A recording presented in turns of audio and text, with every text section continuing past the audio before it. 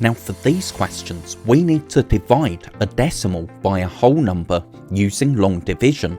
So first, we have 82.08 divided by 24. Because we're dividing a decimal, we need to remember to copy the decimal point up into our answer, and so that we don't forget, let's do that straight away. Now, because we're dividing by 24, we need to work out our 24 times table.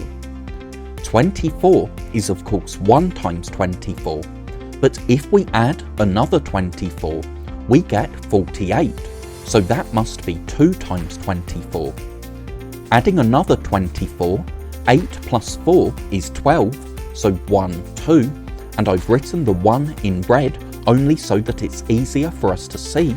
And now 1 plus 4 plus 2 is 7, so 72 is 3 times 24. If we add another 24, 96 is 4 times, and adding another 24, 120 is 5 times 24. And that makes sense because 5 times any number always ends in a 5 or a 0, and that's what we have here with 120, so we can be confident that we haven't made any mistakes. We might also spot that 10 times 24 must be 240, so 5 times 24 must be half of 10 times 24, and 120 is half of 240. But now that we've worked out to 5 times, let's look back to our question. If we take the first 2 digits together, we have 82 divided by 24. So we need a number in the 24 times table that's as close to 82 as possible, but not more than 82. So the closest number we have that's still less than 82 is 72. So we can write 72 below the 82. And because 72 is 3 times 24, we can write 3 in our answer line. And it's really important that we write this 3 in the correct place. Remember, we were dividing 82 by 24, so our answer, this 3 digit, must go above the last digits that we've divided, so above the 2. Now we can subtract and bring down. 82 minus 72 is 10, and we can bring down the next digit, so bring down this 0 to give us 100 divided by 24. Now the closest number to 100 in the 24 times table, which is still less than 100, is 96. So we can write 96 below the 100, and because that's 4 times 24, we can write 4 as the next digit of our answer. Now we need to subtract and bring down again. 100 minus 96 is 4, and we can bring down the 8 to give us 48 divided by 24. Now 48 is exactly 2 times 24, so we can write 2 in our answer, and because we don't have any more digits to divide, we have 3.42 as our answer. So now we have 3.384 divided by 47. So that we don't forget, let's copy up the decimal point into our answer straight away. Now, because we're dividing by 47, we need to work out our 47 times table. 47 is 1 times. If we add another 47, we get 94 for 2 times.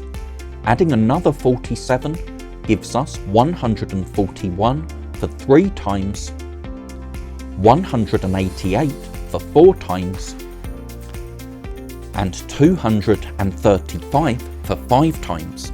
And that makes sense because remember, 5 times always ends in a 5 or a 0, and that's what we have here with 235.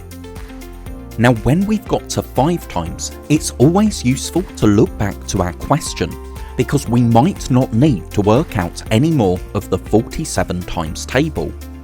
So if we take the first 2 digits together, we have 33 divided by 47, but 33 is still less than 47. So here, we need to take the first 3 digits together and divide 338 by 47.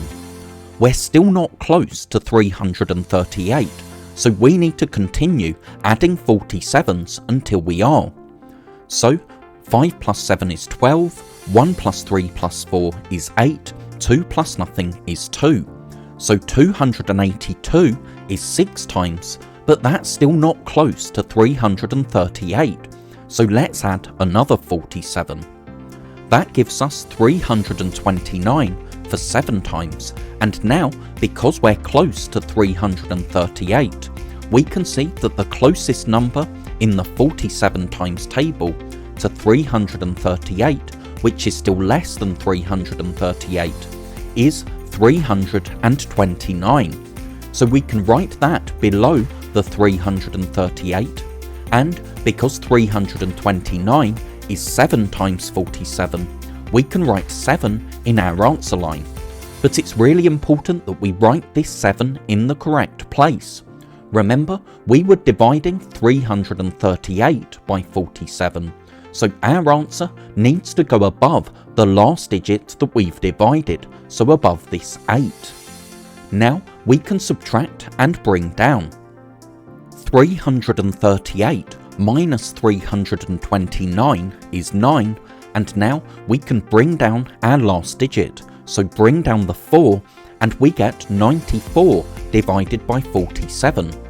We can see that 94 is exactly 2 times 47, so we can write 2 in our answer.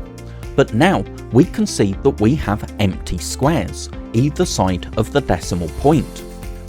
We need to write a 0 in this empty square because the squares show the place values, and we need to show that this is 700ths and 2,000ths. We also need to write a 0 before the decimal point because the digit before the decimal point is the ones digit, and we can't have an empty ones column. So our answer is 0.072. Now notice, though it has more digits, 3.384 is less than 47.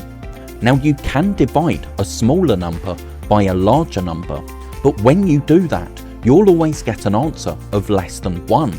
And that's why our answer is 0.072, so less than 1. Thank you so much for watching. I really hope that was helpful.